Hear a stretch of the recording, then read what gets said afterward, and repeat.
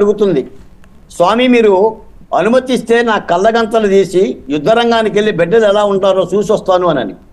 ధృతరాష్ట్రుడు కూడా వెళ్ళి రమ్మంటాడు. అప్పుడు గాంధారీదేవి యుద్ధానికి వెళ్తే అన్ని శకలాలే కనిపిస్తాయి. కాళ్ళు దిగి, చేతులు దిగి, తలలు దిగి, రుధిరం తెగి ఇలా శకలాలు కనిపిస్తే ఒకచి గాంధారీదేవి ఏడ్చి ధర్మరాజు దగ్గరకు పోతుంది. ధర్మనందన, పెద్దమ్మ పెద్దనాన్న ఇంత వృద్ధాప్య వయసులో ఉంటే కనీసమైన జాతి కనికరం లేదా? ఇద్దరు బిడ్డలైనా సరే బతికించాలని చెప్పిన జ్ఞానం నీకు లేదా? ఈ తల్లిదండ్రులు చూసుకోవటానికి అని చెప్పేసానంటే ధర్మరాజు అంటాడు, పెద్దమ్మ శ్రీకృష్ణుడు రాయభారానికి వచ్చినప్పుడు ఈ మాత్రపు జ్ఞానం, ఈ మాత్రపు ఆలోచన కనుక ఉంటే అసలు యుద్ధమే జరిగేది కాదు కదా అని నేను చెప్తున్నాను.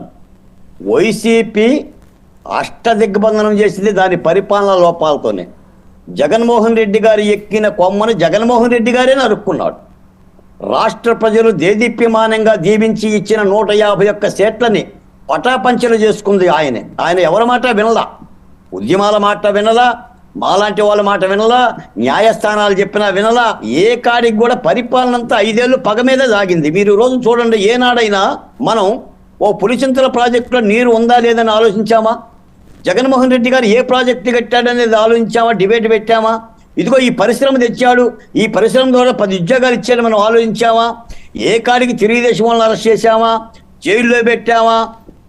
లేదా ఎవరిదే కులం, పాలకోటదే కులం, రజనీదే కులం, వర్మగారిదే కులం, ఈ విధమైన పెనం మీద పెట్టి రాజకీయంగా వేధించడం తప్ప ఏమైనా ఉందండి?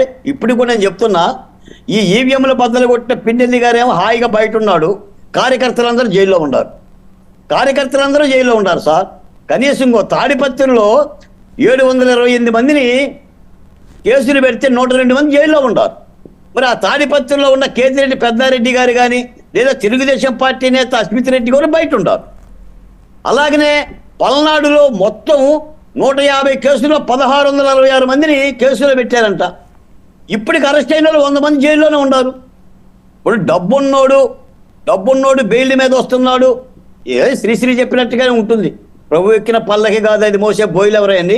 నేను ఒక మాట అడుగుతా వర్మ గారు మిమ్మల్ని, జగన్మోహన్ రెడ్డి గారి మెడలో ఏనాడైనా వైసీపీ కండువా చూశారా? ఈ రోజున అక్కడ వైసీపీ అధికార ప్రతినిధి కండువా లేకుండా మాట్లాడారు ఎప్పుడు కూడా. ఇదే జగన్మోహన్ రెడ్డి గారి మెడలో వైసీపీ కండువా ఏనాడన్నా చూశారా? సిద్ధం సభల్లో కానీ, ఆయన పెడుతున్న సభల్లో కానీ, ఆయన పాత్రికేయ మీటింగుల్లో కానీ ఎందుకు వేసుకోడు కండువా? అంటే కార్యకర్తల గొంతుకేమో కండువా బిగిస్తారా? మీరేమో చిద్విలాసంగా ఉంటారా? పోనీ భారతీయ మేళలో చూశారా కండువా? మీ పార్టీ కండువా కదా, మీరు గౌరవించుకోవాలి కదా. ఏనాడు ఆయన కండువా వేయడండి? నేను అంటాం కాదు, కానీ నేను ఈ మధ్య ఆలోచిస్తుంటే కార్యకర్తల మేళలో కండువాలు వేసేసి రాజకీయాలు చేయటం తప్ప. నేను చెప్తున్నాను వర్మ గారు, ఎలాంటి శశివిషులు ఏం లేవు.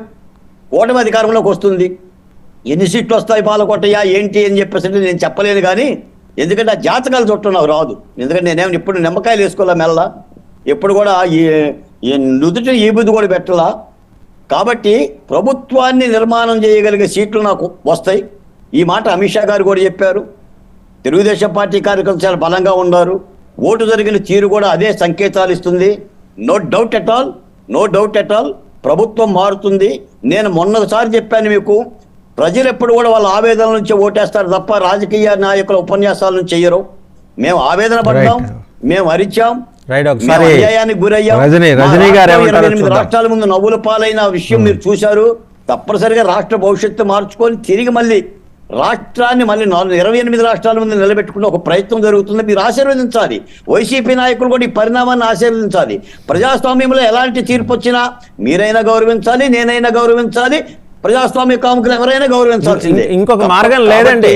వైసీపీ ఎమ్మెల్యే చంద్రబాబు నాయుడు గారికి అవసరం ఉండదని బాలకోటే గారు, స్థిరమైన ప్రభుత్వం వస్తుంది. బాలకోటే గారు, గౌరవించడం మినహా ఇంకో మార్గం లేదు.